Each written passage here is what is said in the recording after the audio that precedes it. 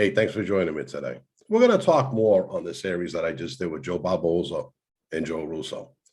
And today we're going to talk about Ilario Zannino, a.k.a. Larry Baione. That's what we call him on the street, Larry Baione. And Larry was a big capo in Boston. He was the number 2 man there under Jerry and Julo. A lot of people say that he was number 1, but Jerry was the underboss at the time of the Petriacca family under Raymond Petriacca Sr. But we're going to go to a break, and I'm going to come right back, and then we'll jump into the story.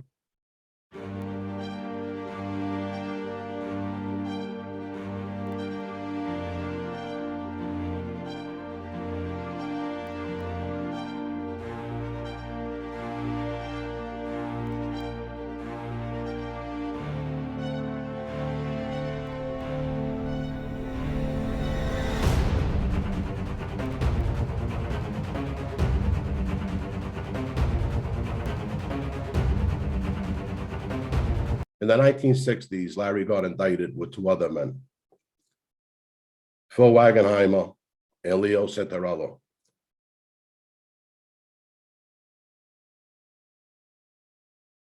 Allegedly, they were doing a pay-or-die extortion ring, and this is in 1960. And eventually, the 3 of them, they got arrested. They were indicted, arrested, and they got 4 to 7 years, Larry, upstate. You know, so Larry's career, he had a lot of touches with the law, but Larry was a bad guy. Now, these are street stories, and this is what I heard on the street, that Larry and his little crew, they were shaking down card games, robbing card games, shaking down bookmakers, big extortion ring, and he wasn't even hooked up at the time when they were doing this, when he first started. So I heard that Raymond pulled him in, and he made him a soldier in the family. And eventually Larry ended up becoming a boss. So this is Larry's story of coming up. Now, I want to go over a little more the structure of the Petriacca family. All right, let's look at the structure of the family at the time. Of course, we got Raymond Petriacca at the top, his underboss, Jerry and Julo, and his 4 capos. So now I'm going to blow this up for you a little. And we're going to talk about Larry's crew, Larry Zannino's crew, his soldiers, Phil Baione, this is a good guy, Johnny Ciccardi, Dominic Isabella, and Ralphie Lamartino. Now, this is Ralphie and Johnny. Now, these are the guys that I was around. These are the guys that I looked up to, made friends with. I really like Johnny Ciccardi and Ralphie in the early days. My father, Big Bob, was proposing that crew under Larry Baione in the late 70s, early 80s. And I'll tell you, we'd be in the Bellinopoly, and when Larry came in, we all had to stay at attention. Now, we were young kids, so we had to sit in the corner and be quiet. We couldn't talk, couldn't ask any questions. We'd have to whisper amongst ourselves. It was funny. And Larry would come in. Sometimes Larry was hot when he came in for some reason. Never really cracked a smile. Once in a while, I look over at our table. And Ralphie Chung used to tell us, be quiet, don't say nothing, don't say nothing. And we would just sit there and we would listen. And that's when you start to learn. You start to see how they act, what they're talking about, you know, who they're knocking down, who they're pulling up. You learn a lot there in these meetings. You know, and this is just casual for them, but as being young kids, if you paid attention, you'd start to see how the life was working. And that's what we were doing at the time. So Larry rose up in power. The second man under Jerry and Julo. A lot of people say that Larry was the real muscle and the real boss in Boston, which he was. But, you know, Jerry had the title of underboss. He was the underboss. And Larry was a capo underneath him. And Larry did give Jerry that respect. And no matter what Larry did, hardhead that he was, you know, he was La Cosa Nostra. So that respect was always there. You know, but I got a few stories of Larry. I got one at the card games. Now, we know the Regina Pizza is a landmark in the North End. If anybody comes into Little Italy in the North End in Boston, across the street, Johnny Ciccardi had a card club. And that's where all the big money was up there. It was over a garage. And Larry was one of his best customers. Of course, it's Larry's game. Johnny's underneath him. But, Larry, if he was winning, he was a great guy, big tipper, happy with everybody. But when he was losing, he got nasty with everybody. And I heard all the stories about how Larry, if you were the dealer at the game, he'd throw the cards in your face, he'd throw a drink at you, he'd abuse you verbally. I mean, he would get nasty. One time I remember someone come back and said, I don't know, Larry was losing big money. Now you gotta remember, Larry on his own, he's a millionaire. He didn't really need Jerry, but he made a comment, he was laughing. He says, just go to Jerry, get another 100,000. Now, see, in those days, if you're a main guy, a capo, you go to Jerry, you get 100,000 for a point. And a lot of these guys were smart. What they would do, and I'll tell you how a lot of these gangsters did it. They'd earn their money and they stashed their money. And the money they used on the street, they would go to Jerry or their capo and get the money and use their money on the street. That was the smart move. So like Larry, all the years that he was on the street, all the millions he accumulated were stashed away. And Larry had no problem going to get 100,000 at any time from Jerry. That's what Jerry was there for.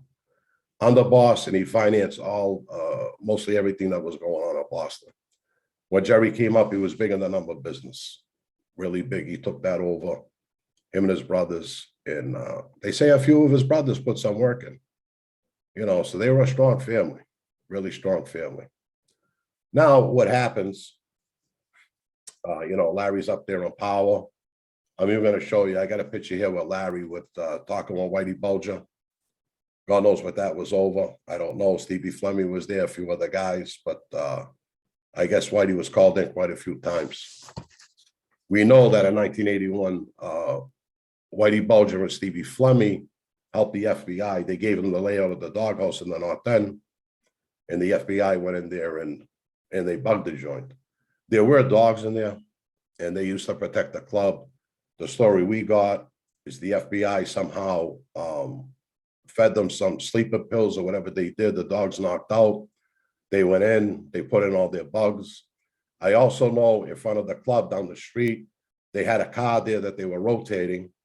There was a camera in the headlight. So when they had to recharge it, one car would pull out, the feds would pull out one car and park another car right there with a new battery and camera in it. So Jerry was under constant surveillance in the Doghouse. In 1985, Larry Baione, Jerry Angiulo, and a slew of them got indicted. Obviously, on those tapes, they picked up them talking about the 20 murders in the Irish Wars, the Barboza hit, and God knows what else. Extortion schemes, loan shark, and the whole gamut. So this is what happened with them. So Larry, ultimately, they go to prison. Jerry Angiulo gets 30 years, I believe. Served his time, came home, and he died in his house in the Hunt.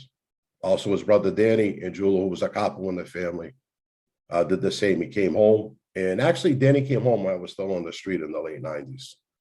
And I had the pleasure of sitting down with him a few times, having coffee. I was friends with his son, Caesar. They were a great family, really good people. I have to say that about the Lamolis and the Angiulos.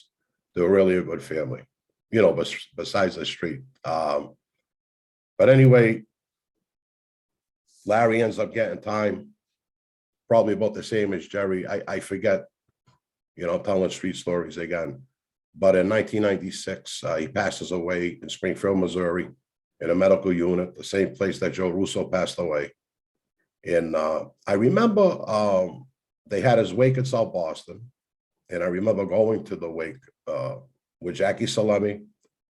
And I know Kevin Weeks was with us that day. I don't remember if Kevin came in or not, or maybe he did with us. I don't remember. But I met Larry's son on that day. That was the first time I met him. And, when he died, it opened a vacuum. We talked about that on Joe Russo's show. How the Joe Russo, Vinny Ferrara, Bobby Carosa, how all these guys came up when these guys were gone. The mob in Boston is never going to be the same, although it's still here, and they still have some strength. And there are still good guys out on the street, but it's never going to be like the reign that Jerry Angiulo had and Larry Baione. So I hope you enjoyed this, and This is just to go along with that series, just a fast clip, few street stories, and I'll be back with another one. Thank you.